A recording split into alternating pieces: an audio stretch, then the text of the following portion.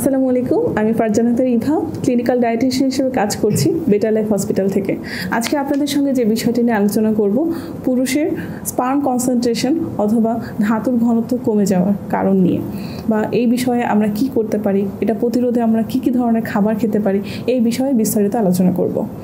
তো এই যে পুরুষের স্পার্ম কনসেন্ট্রেশন যে কমে যাওয়ার যে কারণটা, সেটার ক্ষেত্রে প্রথম যে কারণ যেটা আমি বলবো সেটা হচ্ছে যে পুরুষের হরমোনাল লেভেলের ডিসফাংশন, অর্থাৎ পুরুষের যে মেইন হরমোন যেটা তার পুরুষত্ব বজায় রাখতে সাহায্য করে সেটা হচ্ছে তার testosterone hormone level.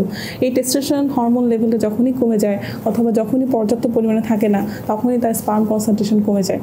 Sperm concentration কমে যাওয়ার কারণে যেটা হয় যে তার সেক্সুয়াল লাইফ সে হেলদি ওয়েতে লিড করতে পারে না, তার নানান ধরনের সমস্যা দেখা দিতে পারে। যখন একজন পুরুষ দীর্ঘদিন স্পার্ম কনসেন্ট্রেশন লেভেল তার ঠিক থাকবে না অথবা টেস্টোস্টেরন লেভেলটা ঠিক থাকবে না, তখন তার মধ্যে যে প্রবলেমগুলো দেখা দেবে সেটা হচ্ছে তার অ্যান্টি এজিং দেখা দিবে, তার হচ্ছে মাসেল স্ট্রেংথ কমে যাবে, তার হচ্ছে বিষণ্ণতায় সে ভুগতে থাকবে, দুর্বল লাগবে, অবসাদ লাগবে। এই বিষয়গুলো তাকে খুব বেশি ভোগাবে, যেটা থেকে আমরা বলতে পারি যে সে টেস্টোস্টেরন লেভেলে অভাবে ভুগছে বা তার স্পার্ম কনসেন্ট্রেশন লেভেল কমে গেছে।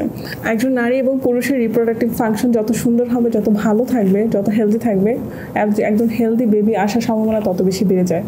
তো একজন পুরুষের স্পার্ম কনসেন্ট্রেশন লেভেল বাড়ানোর ক্ষেত্রে আমরা যে খাবারগুলোকে ইনক্লুড বলতে পারি সেটা হচ্ছে যে আখরোট হচ্ছে খুবই সুপার ফুড টাইপের একটা খাবার, যেটা হচ্ছে যে যখন একজন পুরুষ এই প্রবলেমটাতে ভুগতে থাকবে তাকে আখরোটটা খেতে হবে, এবং আখরোট খাওয়ার ক্ষেত্রে তাকে প্রতিদিন 70 গ্রাম করে ইনক্লুড রাখতে হবে। তার আনুষঙ্গিক যে খাবার আছে তার সঙ্গে আখরোটটাকে রাখবে।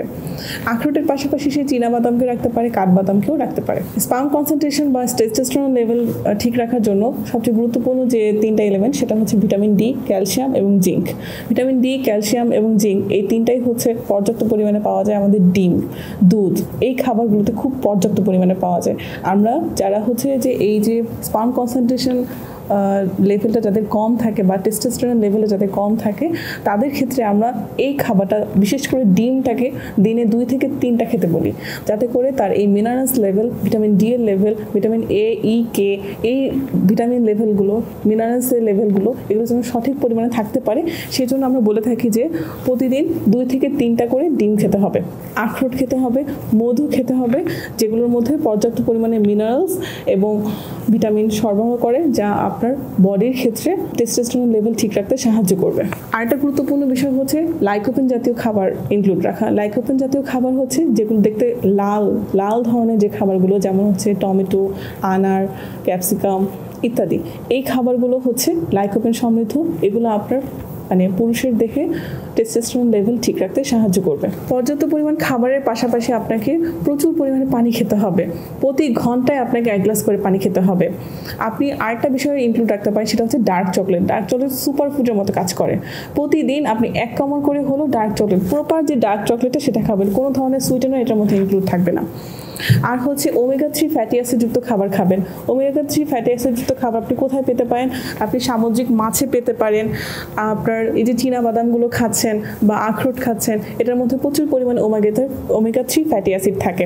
আরেকটা যে বিষয় বলবো সেটা হচ্ছে যে প্রপার লাইফস্টাইল সিস্টেম বলতে আমরা বলি যে এখন আমরা খুবই ঘুমের অভাবজনিত সমস্যায় ভুগছি। ঘুমের অভাব যাতে না হয়, প্রতিদিন পর্যাপ্ত 6 থেকে 8 ঘন্টা ঘুমাতে হবে। আপনার যখন প্রপার স্লিপ হবে, আপনার বডি ফাংশন প্রপারলি কাজ করবে। বডি ফাংশন প্রপারলি যখন কাজ করবে, তখন আপনার হরমোনাল ফাংশনও সুন্দরভাবে কাজ করবে, এবং আপনি এই যে প্রবলেমটাতে ভুগছেন যে স্পার্ম কনসেন্ট্রেশন লেভেলটা কমে যাচ্ছে, টেস্টোস্টেরন লেভেল কমে যাচ্ছে, এই প্রবলেম থেকে আপনি বের হয়ে আসতে পারবেন। আজকে পর্যন্তই। ধন্যবাদ। ভালো থাকবেন, সুস্থ থাকবেন, হেলথ টিভি বাংলার সঙ্গে থাকবেন।